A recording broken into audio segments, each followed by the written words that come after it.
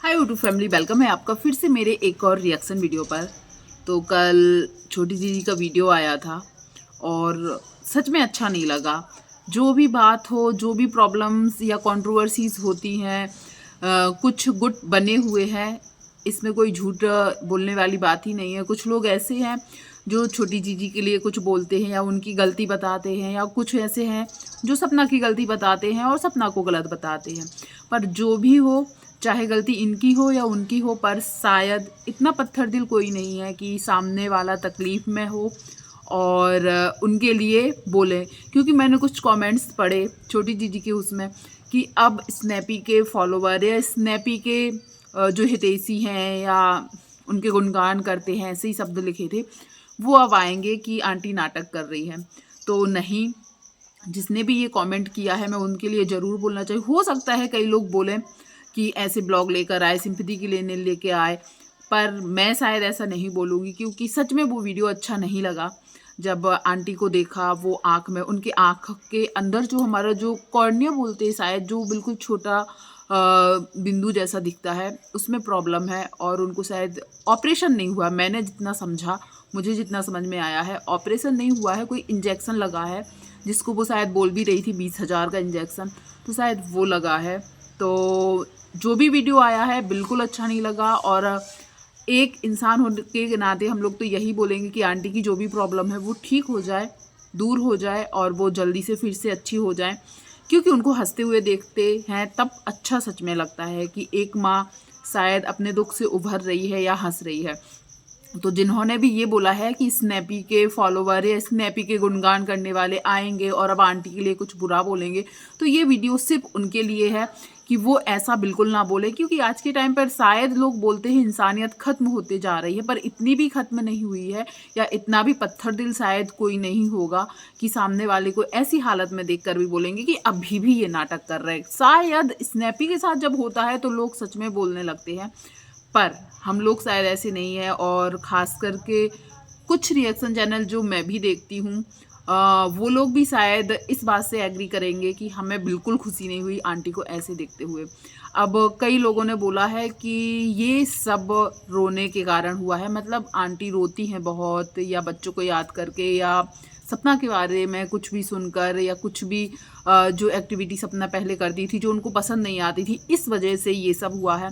तो हाँ, हो सकता है रोने की वजह से भी आंखों पर बहुत इफेक्ट पड़ते हैं। क्योंकि मुझे भी चश्मा लगा हुआ है, तो मैं समझ सकती हूँ कि मैं जब कभी ज़्यादा रो लेती हूँ तो मेरी आंखों में दर्द भी होता है, सिर दर्द भी होता है, और क्या बोलते हैं, रोने की वजह से भी होता है। और जितना मैंने छोटी जीजी को सुना है अभी बोलते हुए उस वीडियो में, कि धूल मिट्टी की वजह से भी उनकी आंखों में प्रॉब्लम होती है।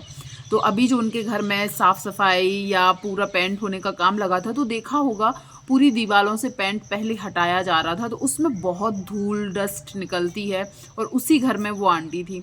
और छोटी जीजी से ही हम ही लोगों ने सुना है कि आप चश्मा क्यों नहीं लगाते थे, आप क्यों नहीं सुनते थे।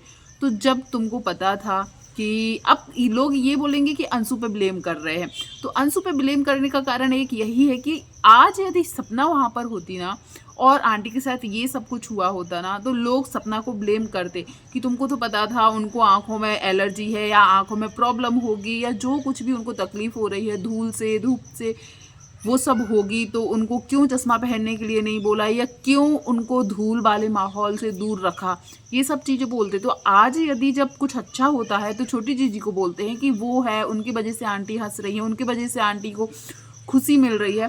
तो आज यदि तकलीफ़ है तो वो उस घर में है, उसको पता है कि उनको क्या चीज़ तकलीफ़ देगी, तो उसको ध्यान रखना चाहिए था। और जबकि उसने खुद बोला है कि धूल से प्रॉब्लम है और जो चश्मा नहीं लगाती है, तो क्यों नहीं बोला तुमने कि तुम्हें चश्मा लगाना ज़रूरी है।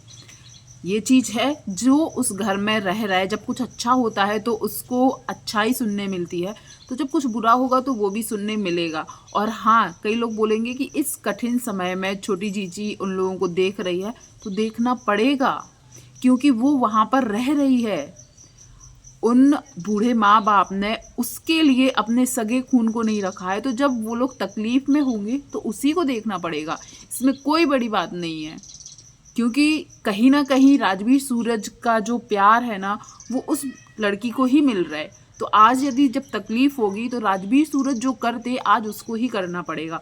तो इसमें मुझे नहीं लगता है कि उसके लिए बहुत वाहवाही मिलना चाहिए, क्योंकि बहुत 2 मासूम जो थे ना, उनका प्यार भी उसी को मिल रहा है।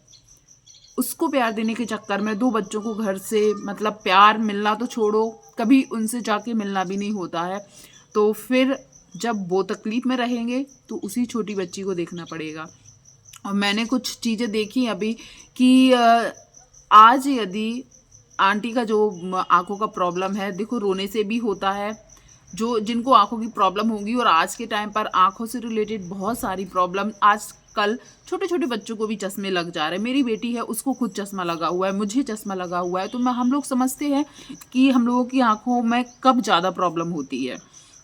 तो रोने से भी होता है, धूल मिट्टी से भी होती है। अभी आंटी के घर में भी सफाई के कारण गाँव गई थी, गाँव में भी धूल मिट्टी होती है। और एक चीज़ और है, फ़ोन।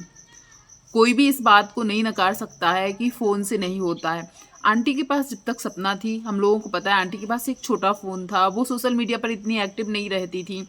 अभी छोटी जीजी ने कुछ महीनों पहले ही उनको फ़ोन ला के दिया था।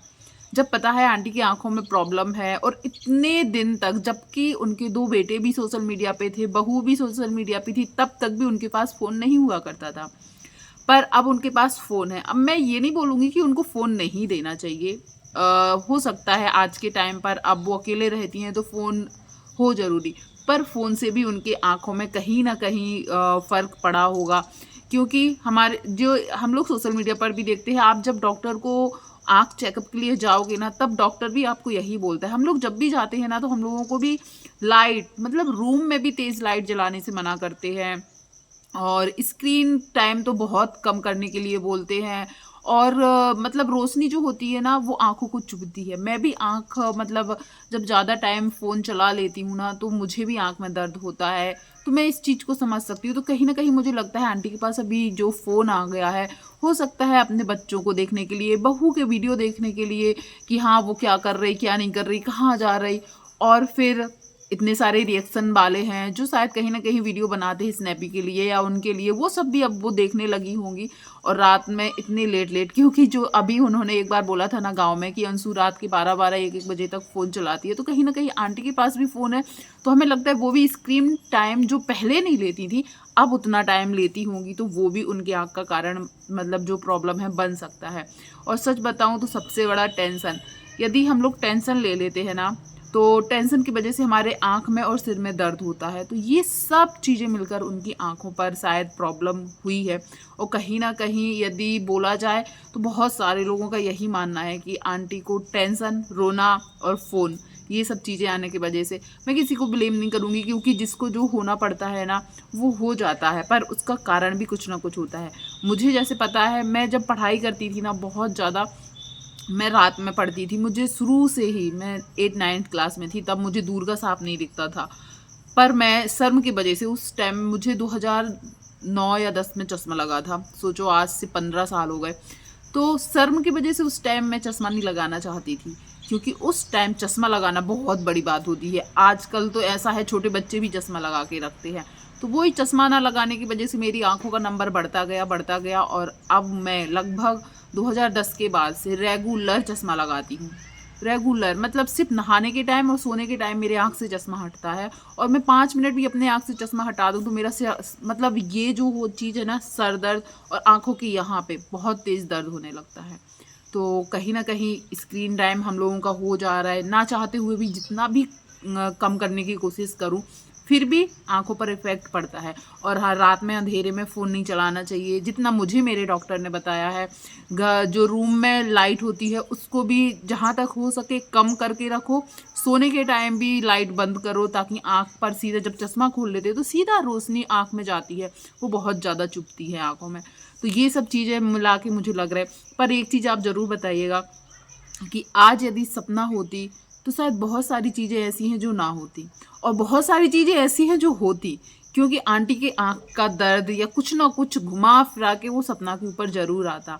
तो आप लोग ज़रूर बताइएगा, क्या इस बार किस पे आना चाहिए।